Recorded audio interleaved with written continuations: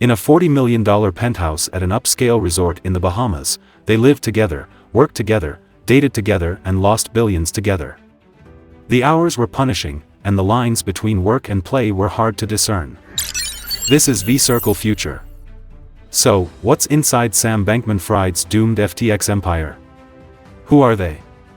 One former FTX employee describing this privileged group as, kind of a little clique. Just a bunch of degenerate kids at the end of the day. How can that be? It may have something to do with that luxury penthouse in the Bahamas. That's where 30-year-old Bankman-Fried is roommates with the inner circle who ran his now struggling crypto exchange FTX and trading giant Alameda Research. More details about the collapse of FTX, can click the pop-up video link. Ryan Miller, FTX's general counsel, posted to Slack. I acknowledge I have very little transparency and more is not possible without full cooperation from the founders. SBF may have kept his friends close, but he kept his management team and investors clueless. Even high-level executives at FTX and FTX.US lacked access to crucial financial information about the companies, save for a small group of founders and insiders. John Ray, the liquidator of energy broker Enron, now is the new CEO of FTX, also said he still hadn't been able to locate some of the alleged employees, suggesting some either fled or don't exist. Repeated attempts to locate certain presumed employees to confirm their status have been unsuccessful to date. Okay, so, who are they? Many are former co-workers from quantitative trading firm Jane Street, some he met at EA, and others met at the Massachusetts Institute of Technology, his alma mater. SBF's roommates are, or used to be, paired up in romantic relationships with each other. That also includes Alameda CEO Caroline Ellison, whose firm played a central role in the company's collapse, and who, at times, has dated Bankman-Fried, according to people familiar with the matter. Everyone should have a ranking of their partners, people should know where they fall on the ranking, and there should be vicious power struggles for the ranks. Someone dig out Caroline's Tumblr account, and she wrote, I've come to decide the only acceptable style of poly is best characterized as something like Imperial Chinese harem. In this scandal, besides Sam and Caroline, who else in SBF's inner circle? We did our research and will bring in a list of names, and some of them may not be in the inner circle all the time, but had a very important position. Okay, let's start with Sam Bankman-Fried first. The leader of this group, 30 years old, kept a hectic schedule, toggling between 6 screens and getting by on a few hours of sleep a day.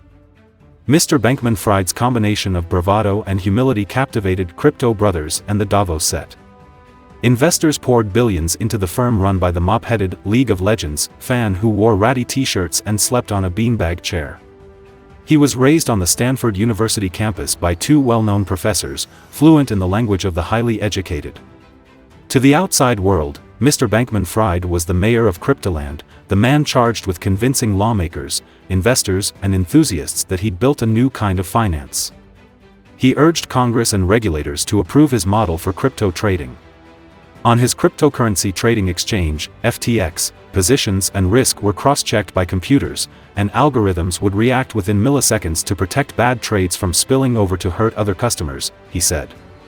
On Twitter, he admonished competitors for practices he called unsafe. But behind the scenes, Mr. Bankman-Fried was taking huge risks himself. Though he said publicly that Alameda was just a regular user on the exchange, the firm ran up a bill of $8 billion buying stakes in startups, trading on credit that no other user could get. Much of that money, belonged to FTX's customers, is likely gone. Elon Musk mentioned Sam as a bullshit. I know my bullshit meter was redlining, so I was like, this dude is full of shit. That was my impression. A BlockFi director said, Sam Bankman-Fried was the devil in nerd's clothes. Next, Caroline Ellison. There is little publicly available information about Ellison, but after some research, we paint a rough picture of a quiet math nerd. She was a Harry Potter head. She was a camp counselor. She was a writer of live-action role-playing scenes. Ruth Starkman, a math professor who taught Ellison at Stanford 10 years ago, called her former student bright, focused, very mathy. By the time Ellison arrived at Stanford as a math major in 2012, her professional ambitions were taking shape, and while adjusting to college life, she took to Tumblr to publish her daily musings. The now deleted blog, called World Optimization, is unsigned, but a close associate confirmed that it was hers. After Stanford, Ellison has since downplayed what she took away from college. One thing she did pick up: an affinity for a philosophy called effective altruism. At Stanford, Ellison joined the Effective Altruism Club on campus and became its vice president. Ellison became a trader at Jane Street, where she met Bankman-Fried. They bonded over their mutual interest in effective altruism. Ellison rose at the trading firm, becoming co-CEO of Alameda alongside Trabucco in the summer of 2021. Trading around $5 billion a day, the role pushed Ellison to the forefront of the industry. At the top of her list of cute boy things was controlling most major world governments. Soon after, Ellison and Trabucco were featured on the Forbes 30 Under 30 list. In a 2020 FTX podcast, Ellison said she took a blind leap into the unknown. It was like, wow, the process for doing things is just someone suggests something and then someone codes it up and releases it, and an hour later, and it's already happened. After the collapse of FTX, rumors are swirling online that Ellison is planning to flee Hong Kong for Dubai, which does not have an extradition treaty with the US, but her whereabouts are currently unknown. Adding to the intrigue, Ellison's father, Glenn Ellison, is the Gregory K. Palm Professor of Economics at Massachusetts Institute of Technology. He is the head of the economics department and was in this role when current SEC Chairman Gary Gensler famously taught an MIT course on blockchain. Who is Sam Trabucco? Next, let's talk about him. Trabucco met Bankman-Fried during a 5-week math camp at Mount Holyoke College in 2010, according to Insider. He recalled that Bankman-Fried barely slept during their stay. The two reunited at the MIT, where Trabucco received his bachelor's degrees in math and computer science a year after Bankman-Fried. Trabucco joined Alameda as a trader in 2019 after a stint as a quant trader on Susquehanna International Group's bond desk. He was appointed co-CEO of Alameda in October 2021 with Caroline Ellison. As co-CEO, Trabucco helped oversee Alameda's expansion beyond its initial market-neutral, but relatively low-profit business as a market maker for low-volume cryptocurrencies into riskier trading strategies, according to a Twitter thread detailing that shift. For instance, he said Alameda traders began exploring yield farming in decentralized finance, DeFi. Although the full story is not yet known, emerging evidence suggests Alameda suffered a series of losses during the beginning of the crypto market downturn. Ellison did not include Trabucco among a list of named persons who knew about the decision to send customer funds to Alameda. Then, Trabucco left in August 2022 under scantily explained circumstances, tweeting that he had significantly reduced his role in the company for months, suggesting he was heading for the exits after just entering the role. It looks like he knew something.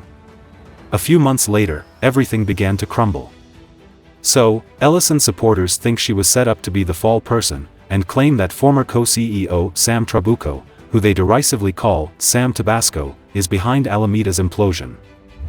Next it will be the turn of the mysterious CTO Garry Wang, also is FTX's billionaire co-founder. He has a limited online presence and has stayed out of the spotlight throughout the crypto exchange's 3-year history. Sources painted a picture of a quiet personality who liked to get lost in coding. Garry doesn't have any digital presence. He doesn't have a searchable email or a phone number.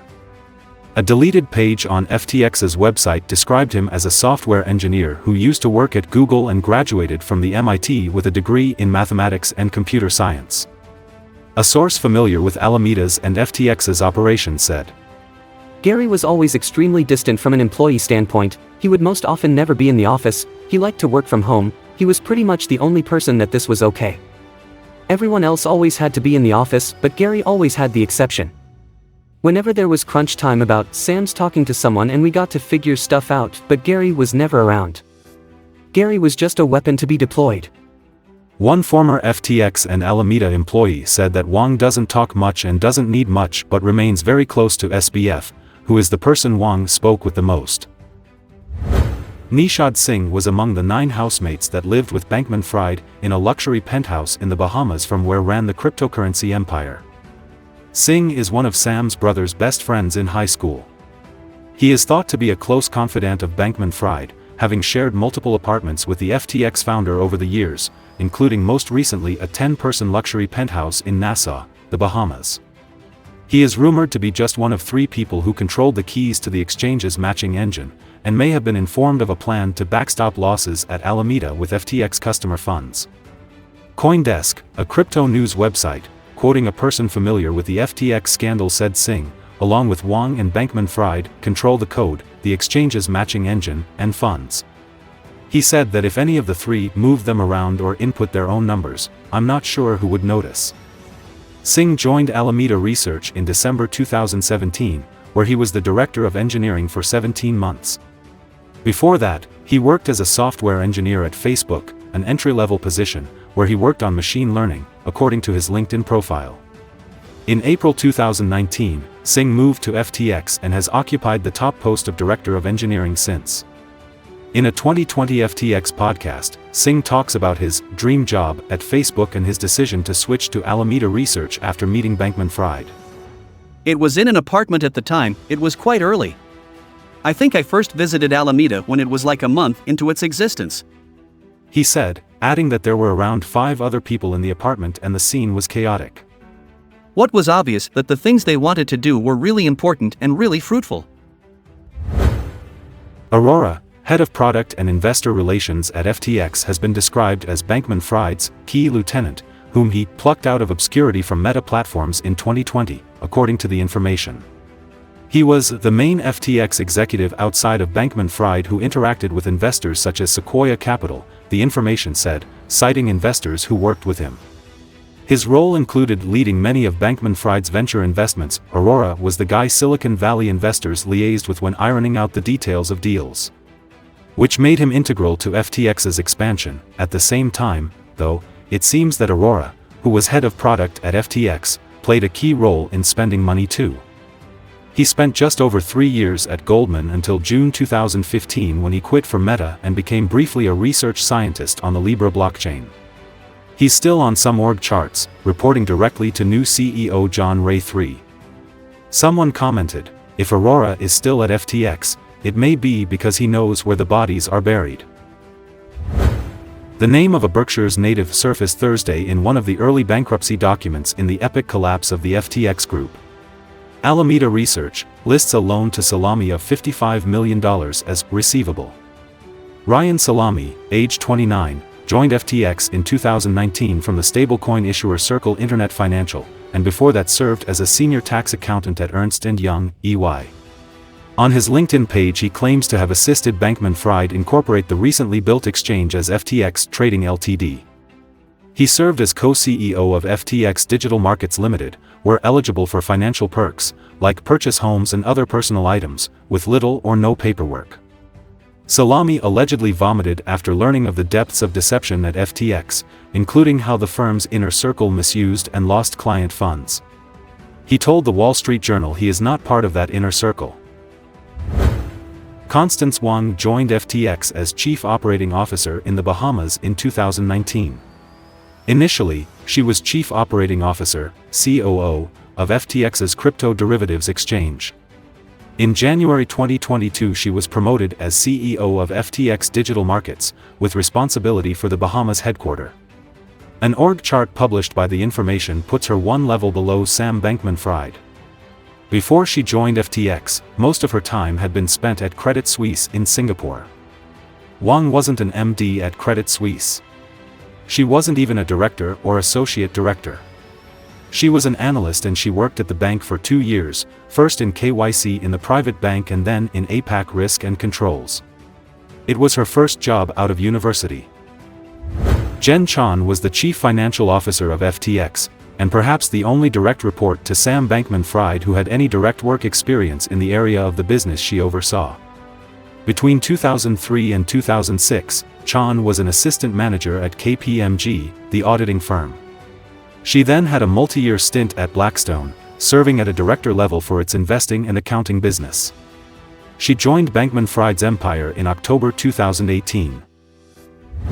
Brett Harrison, former president of FTX.US, the two-time Harvard graduate and Jane Street alumni.